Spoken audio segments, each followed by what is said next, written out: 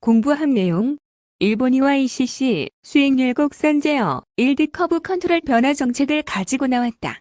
일본 구로다 총재는 예전에 미국 국채를 팔고 엔화를 사들였었다. 어쩌면 미국의 금리 인상 속도를 줄일 것이라는 걸 먼저 알고 있었지 않았을까? 일본의 경제 정책으로 인해 미국의 국채를 매도하는 일이 발생했고 미국 채권 금리가 상승하였다. 이렇게 된다면 미국 국채도 위험하다는 생각 때문에 미국 국채를 팔고 달러로 자금이 이동하게 된다. 달러로 자금이 이동하게 된다면 강달러 현상이 다시 나타나게 되며 이는 미국 기업의 손실을 의미하게 된다. 미국의 국채가 위험하게 되면서 미국의 금리 인상 속도 조절론이 나온 이유이다. 미국이 금리를 올리지 않게 된다면 미국 국채는 안정을 유지할 수 있기 때문에 미 재무부 장관 제넷 옐런도 미국 국채의 안정을 유지하기 위해 국채 바이백을 이야기했었다. 미국의 금리는 이제 고점에 다다랐다고 생각한다. 그리고 이제 일본이 금리를 올린다. 만약 미국과 일본이 같이 금리를 들어 올렸다면 미국의 국채가 위험했을 것이다. 하지만 지금 미국 금리가 고점을 유지하면서 일본이 금리를 올리면 미국의 충격은 크지 않을 것이다. 일본은 제로 금리를 유지하면서 미국 국채를 사주었기 때문에 미국이 버틸 수 있었다. 상호 공조를 유지하였다고 밖에 생각이 들지 않는다. 그렇다면 일본이 제로 금리를 유지하면서 미국 국채를 매입하여 미국과 공조를 해서 얻어온 것은 무엇일까? 바로 자위대의 군대 격상이다. 다른 나라를 공격할 수 있는 것으로 얻어왔다. 만약 미국과 일본이 제로 금리일 때 같이 금리를 올렸다면 얻지 못했을 것이고 미국의 허락이 떨어지지 않았을 테니 일본으로서는 선택을 한 것이다. 일본이 금리를 올리면 미국 국채를 팔고 해외에 투자했던 자금, 엔캐리 트레이드가 일본으로 다시 들어가기 때문에 자산시장이 위험하다고 말한다. 하지만 아직은 괜찮을 것이다. 엔캐리 트레이드는 다른 나라와 금리 차가 많이 발생해야 한다. 예를 들어 일본은 제로 금리, 우리나라는 5%의 금리였다고 가정하면 일본에서 0%의 금리로 자금을 빌려와 우리나라에 투자를 한다면 5%의 수익을 얻을 수 있다. 1980에서 90년대는 일본 경제가 망해서 제로 금리였고 다른 나라와 금리 차가 컸기 때문에 투자를 할 수 있었지만 최근에는 금리가 다른 나라들도 제로 금리였기 때문에 금리차를 이용한 투자가 거의 이루어지지 않았었다. 그 규모가 크지 않기 때문에 괜찮다고 생각한 것이고 자산시장의 차분히 빠져나가기에는 일본의 금리가 그 정도까지 많이 올랐다고 볼 수 없기 때문이다. 하지만 일본의 금리 인상이 계속된다면 위험할 수 있다. 그렇다면 우리나라도 일본과 같이 할 수 있지 않았을까?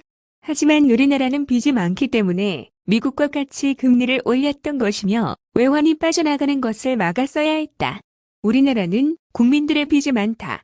변동금리로 대출을 받은 사람들이 약 80%나 되기 때문에 금리 인상에 엄청난 타격을 받는다. 아직 미국과 금리 격차는 1.5%포인트이며 내년이 더 어려워질 것이다. 기준금리가 3.5%를 넘어간다고 하면 대출을 받은 사람들은 임금 상승률이 미국에 비해 높지 않아서 이자를 갚을 능력이 없어질 것이다. 올해는 경기도나 시기이고 내년의 경기 침체는 피할 수 없다고 생각한다. 내년 경제 성장률이 1.8%를 예상하며 아직 우리나라 물가는 고점이 아니라고 생각하기 때문이다. 한국전력의 부채가 심각하며 전기세, 가스비 등이 올라갈 것이기 때문이다. 하지만 미국은 다르다고 생각한다.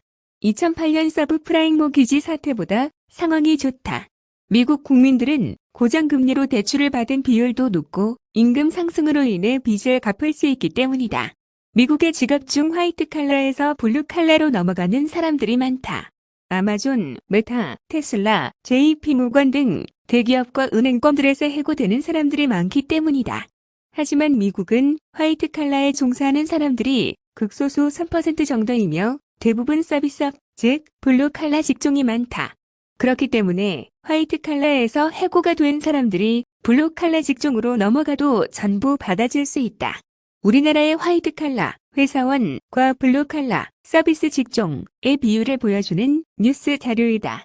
우리나라는 화이트 칼라가 54.8%로 미국에 비해 높다.